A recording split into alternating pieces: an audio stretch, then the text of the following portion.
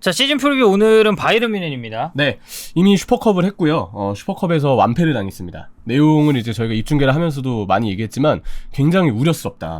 해리케인도 뛰고 김민재도 뛰고 이적생들의 대부분이 이제 데뷔전에 가지긴 했는데 라이프치히한테 0대3은 내용도 사실 너무 아쉬웠고 결과도 특히 바이에른 뮌헨 입장에서는 너무 이제 부정적인 출발이 좀 아닌가. 일단 지난 시즌 보면은 리그는 우승을 했는데 이것도 도르트문트가 마지막에 미끄러지면서 또 이제 이재성부터 어시스트가 나왔었죠. 마인츠의 이재성. 네. 이재성 선수 분데스리가 마인츠 진짜 에이스답게 정말 잘해주고 있는데 네. 그때 도르트문트가 마인츠를 못 이기고요. 결국은 바이에른 뮌헨이 이제 그 무시할라의 극적인 결승골로 인해서 쾰른을 꺾었죠.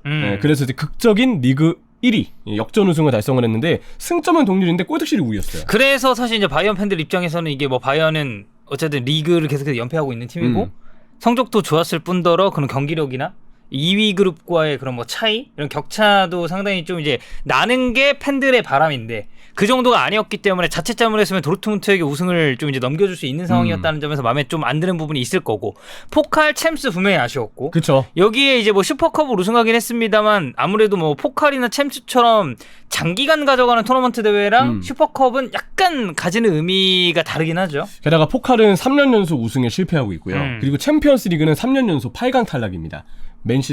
올 시즌은 이제 지난 시즌은 맨시티에게 졌었고 그 이전에 보더라도 뭐 파리에게 패하고 비아레알에게 패하고 계속 8강에서 뭔가 애를 먹는 흐름이 이어지고 있는데 그 가운데 나겔스만 감독에 대해서 이제 시즌 중 경질이 일어난 것도 뭔가 지난 시즌의 주요 사건 중에 하나였죠. 그리고 이제 투엘이 왔는데 사실 뭔가 드라마틱하게 바뀌었다고 보기는 힘들죠. 맞아요. 투엘이 왔는데 뭔가 나겔스만 때랑 크게 달라지진 않았다. 네, 흔히 얘기하는 투엘이 오면은 맨시티와 패배돼서 투엘은 첼시에서 경험한 게 있으니까 챔스 8강을 앞두고 투엘이 나겔스만보다는 맨시티를 상대하는 법을 알지 않을까 했는데 1차전 내용은 좋았으나 결국 스코어에서는 패배를 당했고 2차전에서도 결국은 고전하는 모습을 보여주면서 맨시티는 이기지 못한 채 8강에서 또 탈락을 면치 못했던 바이에른 뮌헨이었습니다. 그러니까 결국 이 바이언이 지난 시즌에 좀 부재라고 느껴졌었던 가장 주요 포지션은 이 최전방 스트라이커 부분. 그러니까 레반도프스키가 빠지고 그 자리에 적절한 보강이 이루어지지 않았고 슈퍼모팅이 물론 이제 잘했었던 시기가 분명히 있었어요.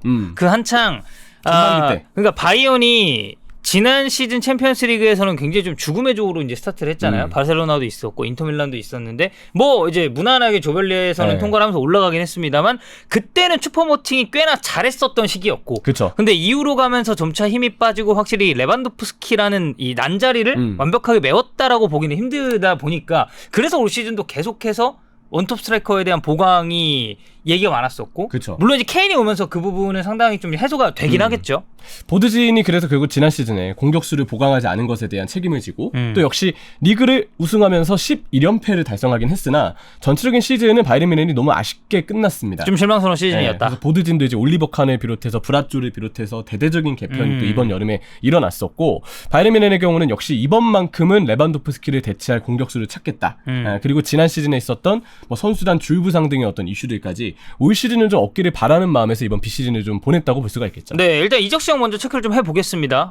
이나고 쭉 보면 뭐 가장 대표적인 건 이제 해리케인. 그죠. 네. 마침내 이 사가가 마무리가 되고 토트넘에서 바이언으로 이제 이적을 하게 됐고 김민재 선수가 나폴리에서 5천만 유로에 또 이제 새롭게 빨간 유니폼을 입게 됐고 여기에 이제 라이머 여기에 추가적으로 이제 게헤이루 같은 선수들이 FA로 합류를 했어요. 네, 일단 뭐 나간 선수는 루카스 헤르난데스 나갔고 사디오 마네 드디어 나갔고 마네는 뭐 사실 리버풀 마네는 아주 좋았습니다. 미넨만에는 좀 얘기가 다르니까 많이 아쉬웠죠. 그리고 자비초도 임대 복귀 이후에 이제 도르트문트로 나갔고요.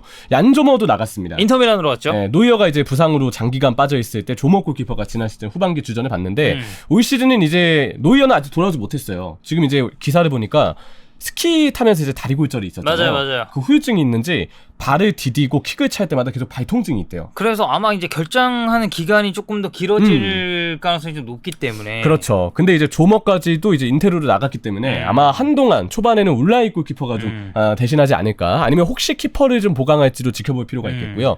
블린트도 이제 FA로 나가게 되었죠. 블린트는 이제 겨울에 합류를 했다가 이제 또 빠르게 FA로 이제 지로나로 이적을 하게 됐습니다. 그렇죠. 그래서 이제 바이에른 뮌헨 이적 시장의 요점은 해리케인 영입으로 드디어 톱4강에 성공을 했다. 그리고 이제 레반도프스키가 88년생이죠.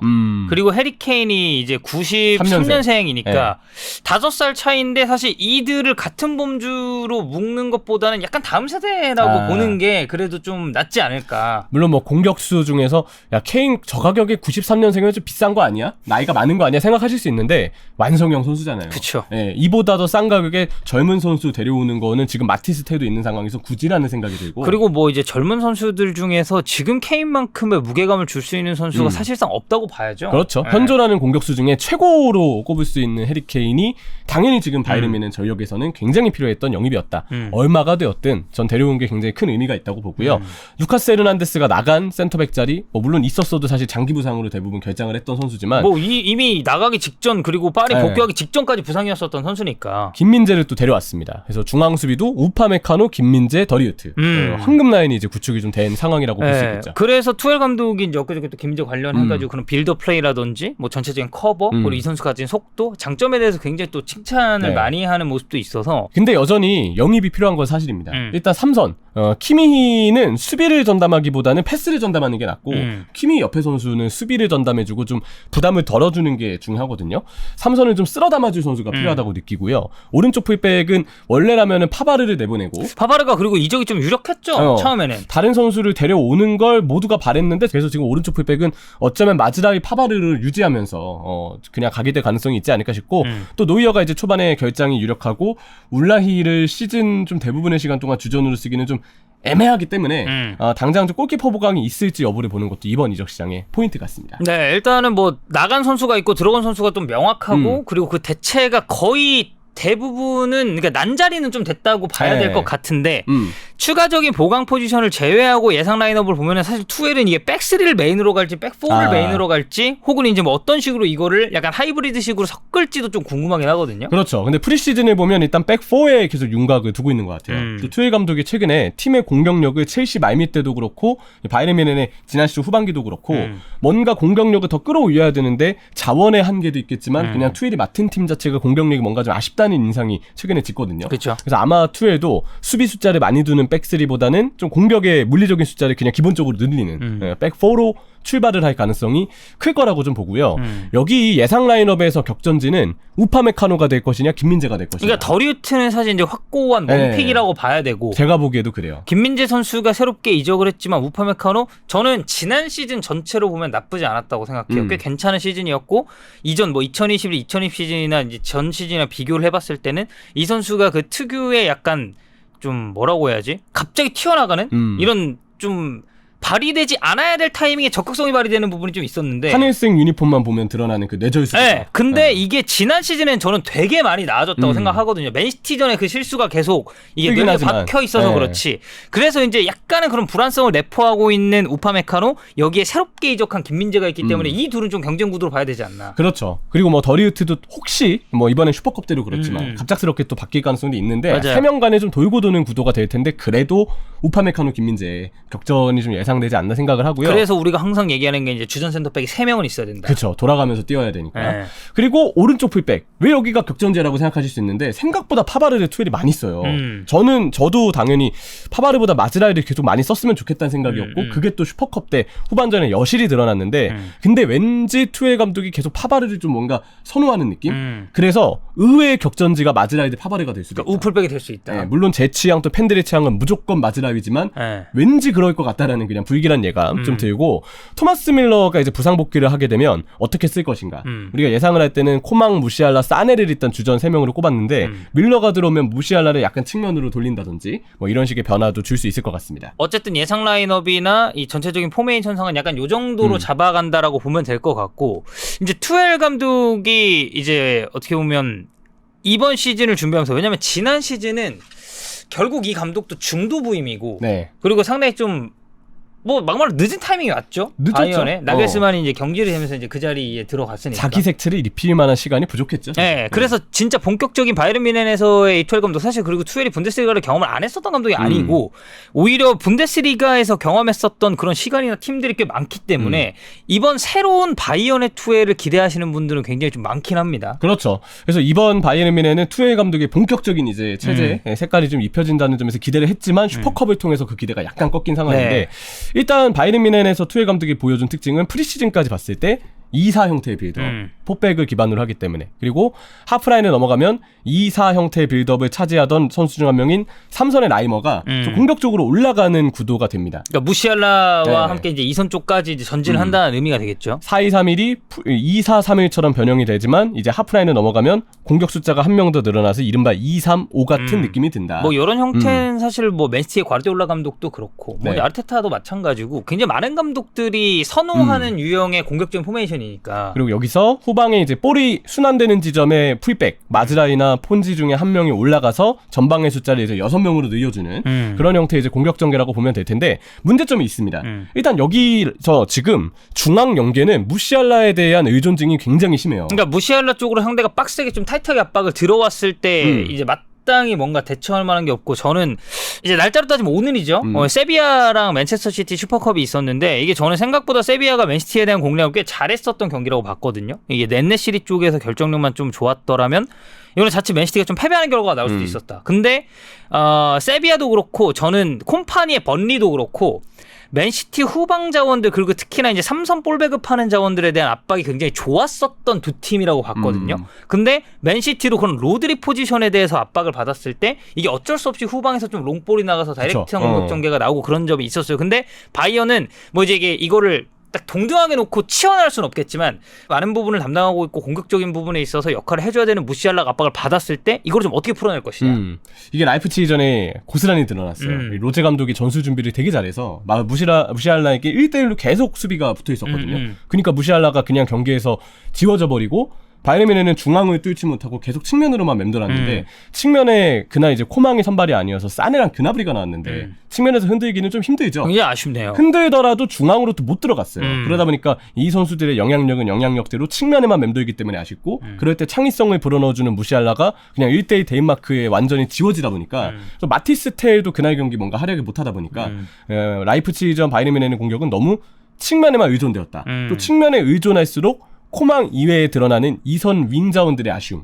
이게 이제 고스란히 드러날 가능성이 크기 때문에 바이에른 뮌헨 입장에서는 이 무시알라에 대한 의존증이 여전히 좀 있는 상황이고요. 또 하나는 3선 수비력의 문제. 그러니까 이래서 사실 그 키미의 파트너에 대한 고민도 투엘이 할 수밖에 없는 거고. 그렇죠. 이 활동량을 좀 많이 3선에서 가져가줘야 되는데 수비하고 미드필더 사이 간격이 요즘에 계속 벌어지는 문제점이 많이 나옵니다. 그래서 수비진의 부하가 너무 심해지고 있는데 그런 부분에서 이제 바이에른 뮌헨은 이 3선의 어떤 보강, 좀 더 3선의 수비력이 올라와서 밸런스를 보완해야 된다.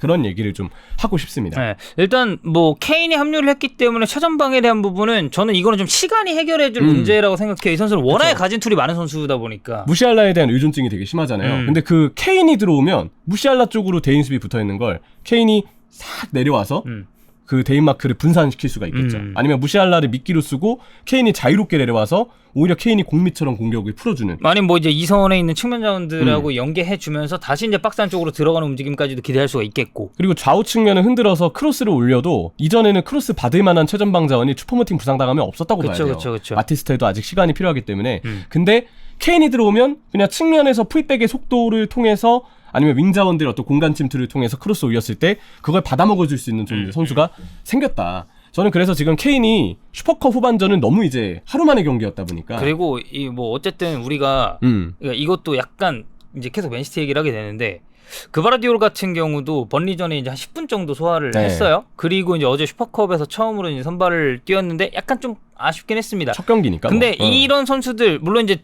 그바르디올은 또 어린 선수지만 이 선수가 되게 촉망받는 자원이잖아요. 근데 하물며 케인은 나이도 있고 경험도 많고 이 선수가 세계 최고 중에 하나라는 데는 사실 의심의 여지는 없어요. 그래서 적응하는 데까지는 이건 조금 봐야 된다. 그렇죠. 그래서 케인은 저는 개인적으로 적응한 다음에 바이에른 뮌헨의 체질이 아예 바뀔 것 같아요. 무시알라에 대한 의존증이 좀 심하다고 얘기되었는데 케인이 적응하면 이거 되게 많이 해결하지 않을까. 동시에 2선 윙자원들의 아쉬움도 좀 해결하지 않을까에 대한 기대감이 생기고요. 근데 3선 문제는 지금 선수단으로는 쉽게 대안이 보이지 않습니다. 그러니까 보강이 이루어지지 않으면 기존 자원들로 이 키미에게 걸리는 뭐 과부하나 이런 걸 네. 해결하기는 좀 어려워 보인다. 고레츠카는 사실 잔부상이 좀 많고 그 이후에 좀 플레이가 많이 소극적으로 변했고요.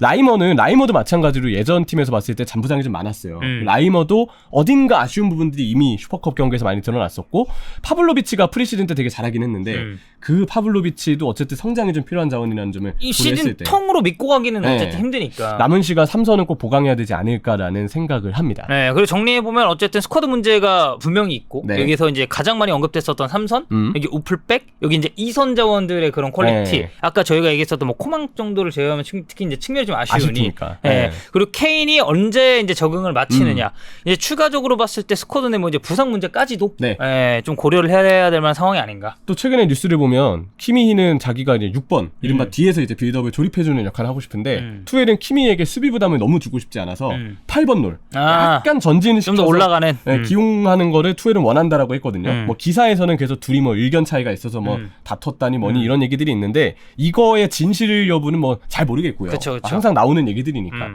저는 그걸 떠나서 바이에른 뮌헨이라는 팀 자체가 감독과 선수단의 관계가 원만해야 확실히 더 좋은 성적이 나오는 경향이 다른 팀들 대비 더 크다는 생각이 들어요. 그리고 그게 뭔가 흔들림이 있을 때 뭔가 부침이 확 결과에서도 드러나는 그런 경향이 전 바이에른 뮌헨 시즌을 팔로우하면서 좀 많이 느껴졌었거든요. 투엘과 선수단의 관계도 그래서 굉장히 중요하지 않을까. 왜냐하면 이전 감독이었던 나겔스만은 선수단과의 관계가 원만하다고 보기는 힘들었으니까. 네, 그렇죠. 투엘은 얼마나 원만한 관계를 유지할지. 투엘 감독도 사실 원만한 관계를 유지한 팀에서는 성적이 괜찮았어요. 첼시가 좀 그랬던 그렇죠. 것처럼. 첼시가 대표적인 예시였죠. 네, 그래서 그런 부분들이 좀 중요하지 않을까 이런 생각도 해봅니다. 자, 어쨌든 김민재 선수가 합류를 했기 때문에 이번 시즌 바이에른 뮌헨 관련해서는 뭐 굉장히 많은 분들이 경기를 보실 거고 저희 역시도 쭉 팔로우를 하면서 지금 우리가 예상했었던 바이언이랑 시즌 중반부터 이제 결산 같은 거 이제 분명히 할 거고 막바지 갔을 때 바이언이 좀 어떤 결과를 내는지까지도 계속해서 같이 좀 지켜보셨으면 좋을 것 같습니다.